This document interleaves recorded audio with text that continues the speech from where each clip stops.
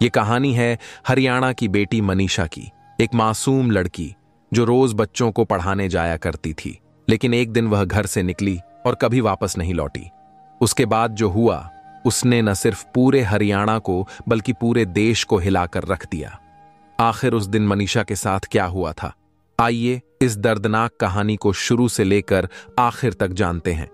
आज इस वीडियो को अंत तक जरूर देखिए और मनीषा को न्याय दिलाने के लिए इसे अधिक से अधिक शेयर कीजिए, क्योंकि आज जो सच्ची घटना मैं आपको सुनाने जा रहा हूं वह हरियाणा प्रदेश के जिला भिवानी की है।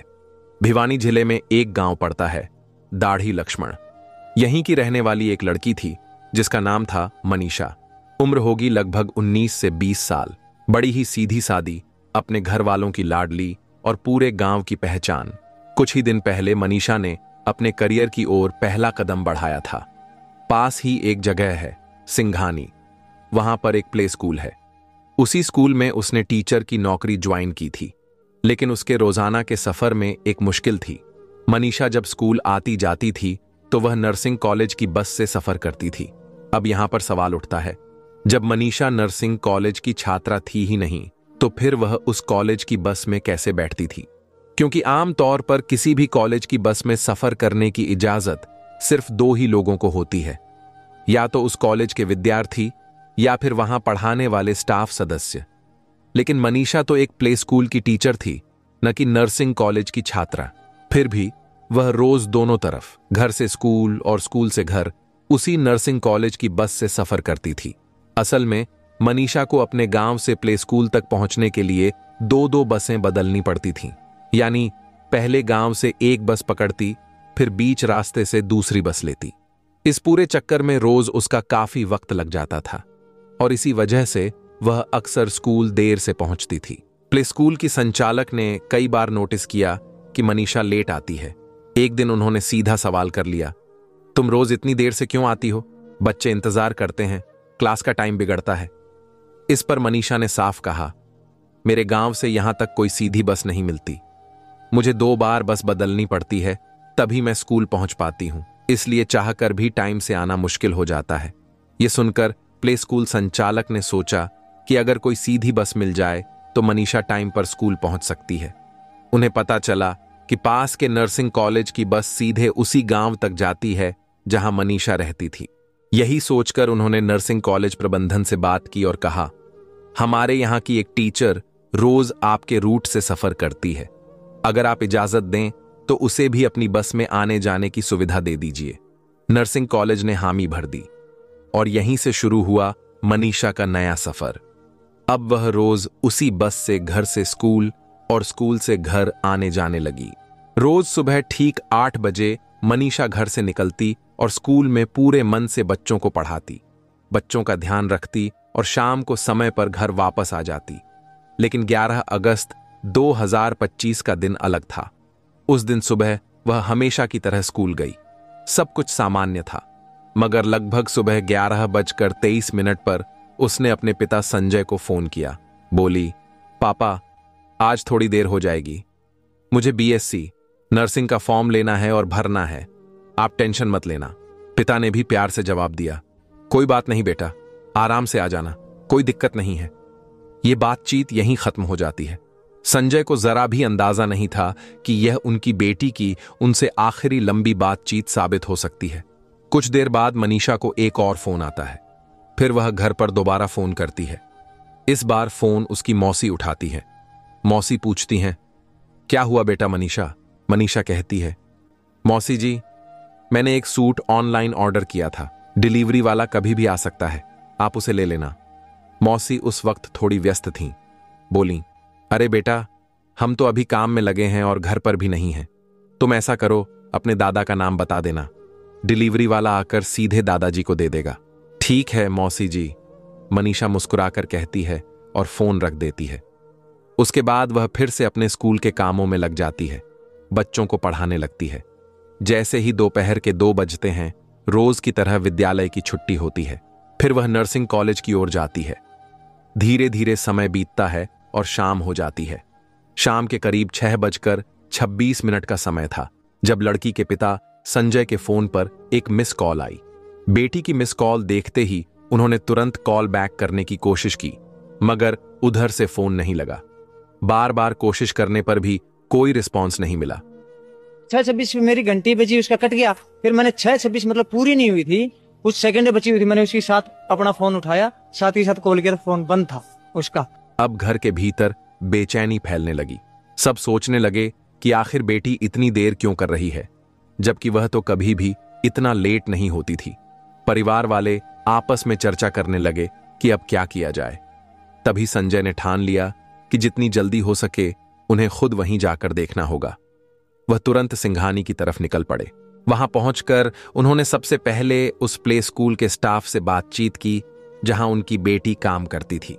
उन्होंने पूछा, भाई साहब, मेरी बेटी आज घर नहीं पहुंची, आपको कुछ जानकारी है कि वह कहां गई थी?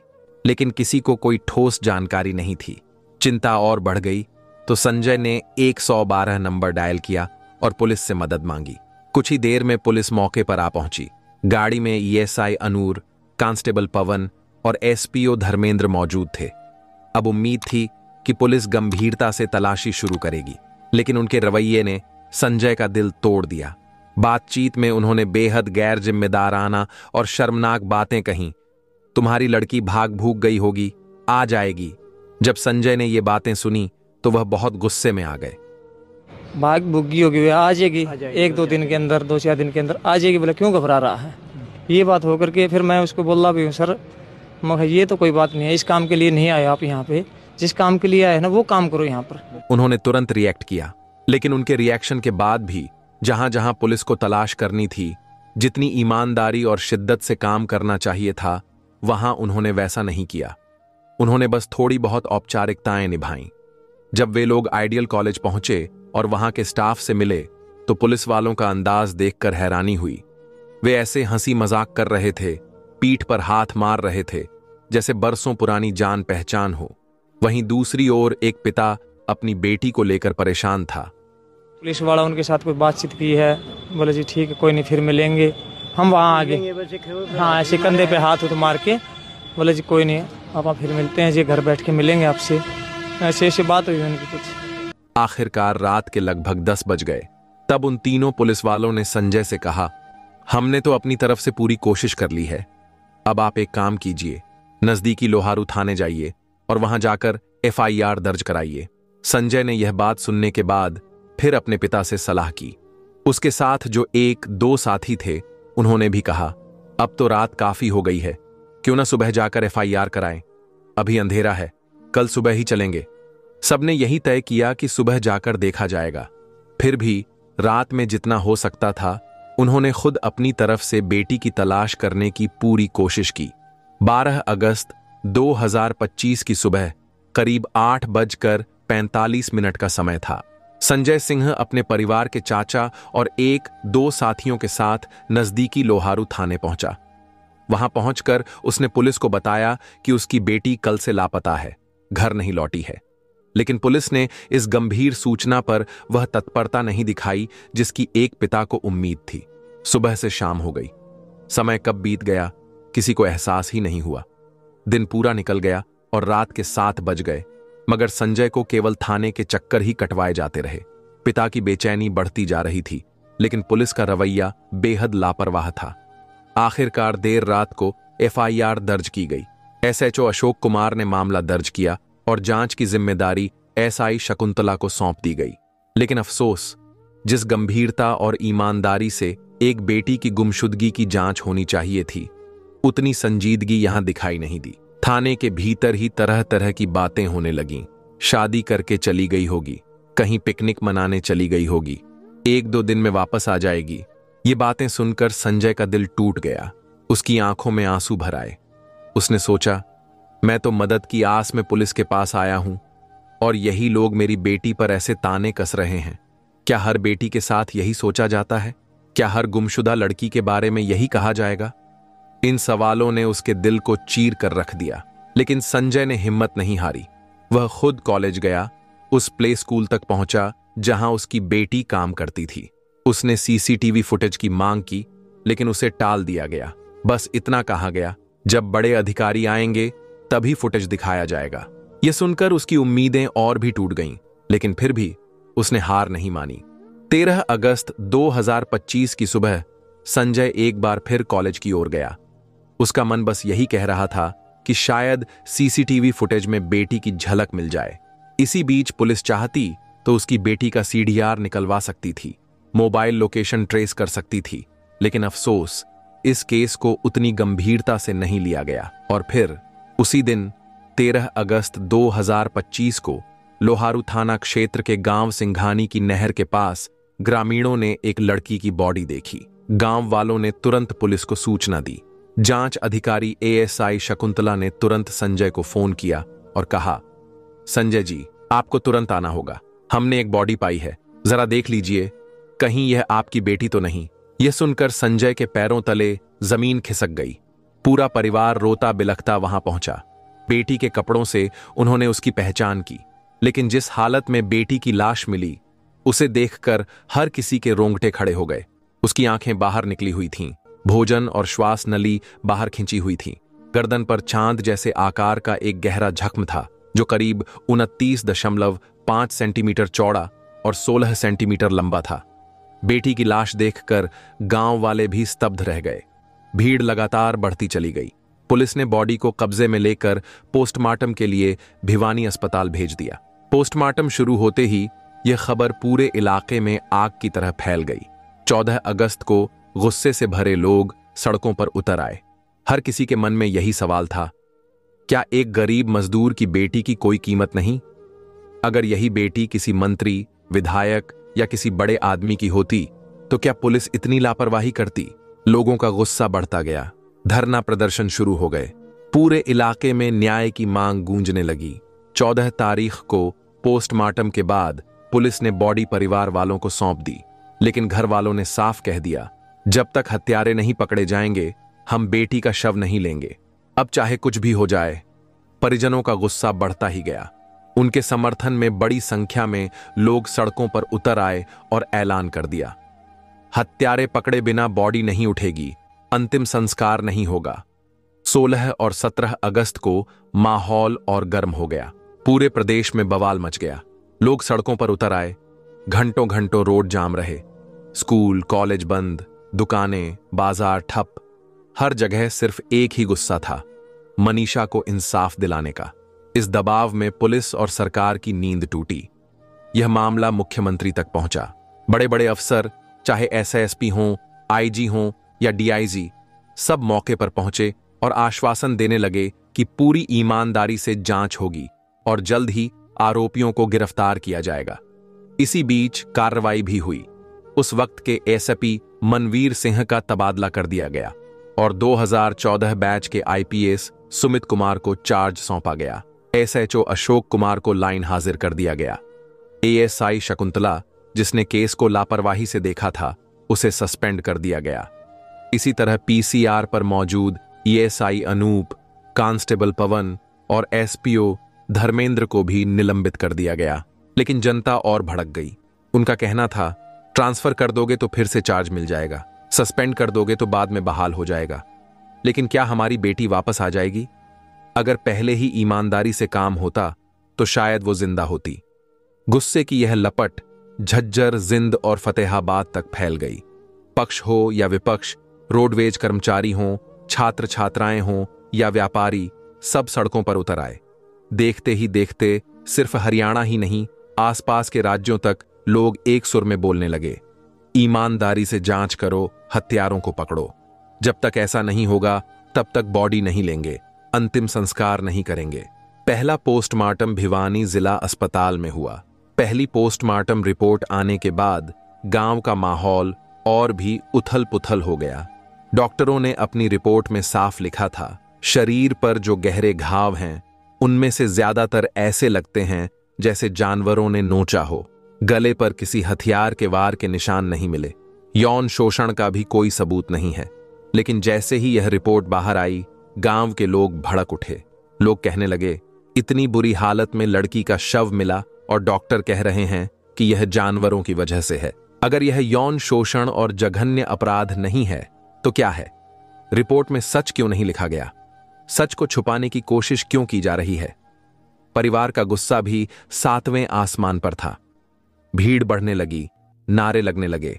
दबाव इतना बढ़ गया कि सरकार को पीछे हटना पड़ा। आखिरकार फैसला हुआ कि शव का दूसरा पोस्टमार्टम कराया जाएगा। शव को PGIMS रोहतक भेजा गया। रोहतक के डॉक्टरों की टीम ने बारीकी से जांच की। उनकी रिपोर्ट आई, बलात्कार या यौन हिंसा का कोई सबूत नहीं है। गर्दन और शरीर पर जो चोटें दिख रही हैं वे हथियार से नहीं बल्कि जानवरों के नोचने जैसी हैं। लेकिन इस बार एक और चौंकाने वाली बात सामने आई। यह घटना यौन शोषण या हिंसा से जुड़ी नहीं बताई गई, बल्कि मौत का कारण हानिकारक दवा का सेवन बताया गया। यह रिपोर्ट आते ही गांव में और बड़ी हलचल मच गई। गांव वाले यह मानने को तैयार ही नहीं थे।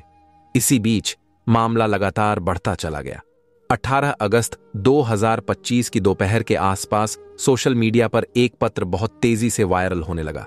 हालांकि उससे एक दिन पहले डॉग स्क्वाड और पुलिस की टीम ने नहर के आसपास का पूरा इलाका जहां से बॉडी मिली थी छान मारा था। हर जगह पड़ताल हुई, लेकिन कोई ठोस सबूत नहीं मिला। कहा जा रहा था कि कुछ सबूत छुपाने की भी कोशिश की गई, लेकिन कई अहम सुराग ऐसे थे ही नहीं जिन्हें आसानी से जुटाया जा सके। 18 अगस्त को जब सोशल मीडिया पर वह पत्र वायरल हुआ, उसमें लिखा था, सॉरी मम्मी पापा, मेरी वजह से आप दोनों को तकलीफ में नहीं देख सकती। आपने मेरे लिए बहुत कुछ किया है। मैं कभी गलत नहीं थी और न ही मैंने कोई गलत काम किया। बस मैं आपके सपने पूरे करना चाहती थी। मैं BSSC नर्सिंग करना चाहती थी, क्योंकि नोर से क्रैक करके नर्सिंग ऑफिसर बनना चाहती थी, ताकि आप दोनों का सपना पूरा कर सकूं। लेकिन मैं आप दोनों पर बोझ नहीं बन सकती। अगर मैंने आपको कभी दुख दिया हो तो माफ कर दीजिए। आप दुनिया के सबसे अच्छे माता पिता हैं। मुझे जिंदगी देने के लिए धन्यवाद। आपने मुझे राजकुमारी की तरह पाला। कोई हो तो प्लीज मेरे पेरेंट्स का ख्याल रखना। ऐसा पत्र सोशल मीडिया पर वायरल हुआ, लेकिन यह पत्र असली है या नकली, इस पर अब भी सवाल खड़े हैं। सबसे बड़ा सवाल लोगों के मन में यही था, अगर यह सचमुच मनीषा ने अपने माता पिता के लिए लिखी थी तो उसने अंग्रेजी में क्यों लिखी, जबकि उसके माता पिता को अंग्रेजी पढ़नी आती ही नहीं। मनीषा के माता पिता ने साफ कहा, हमारी बेटी ऐसा कदम कभी नहीं उठा सकती। वह मजबूत इरादों वाली थी, आगे पढ़ाई कर रही थी और हमारे सपनों को पूरा करना चाहती थी। घर वाले और ग्रामीण पुलिस की थ्योरी मानने को तैयार नहीं थे। उनका कहना था कि यह एक सुनियोजित हत्या है। 9 दिन की संघर्ष भरी लड़ाई के बाद मनीषा को अंतिम विदाई दी गई। उसके माता पिता ने तभी अंतिम संस्कार के लिए हामी भरी जब सरकार ने उनकी सबसे बड़ी मांगें मान लीं। तीसरा पोस्टमार्टम दिल्ली के AIIMS में कराया जाएगा और पूरा मामला अब CBI को सौंपा जाएगा। आज मनीषा भले ही हमारे बीच नहीं है, लेकिन उसकी लड़ाई अब न्याय की लड़ाई बन चुकी है। पूरा गांव, पूरा प्रदेश और पूरा देश आज एक ही सवाल पूछ रहा है, क्या मनीषा को न्याय मिलेगा? आपको क्या लगता है? अपनी राय हमें कमेंट में जरूर बताइए। और वीडियो को अभी तक लाइक नहीं किए हैं तो वीडियो को लाइक करके चैनल को सब्सक्राइब जरूर कीजिएगा। धन्यवाद।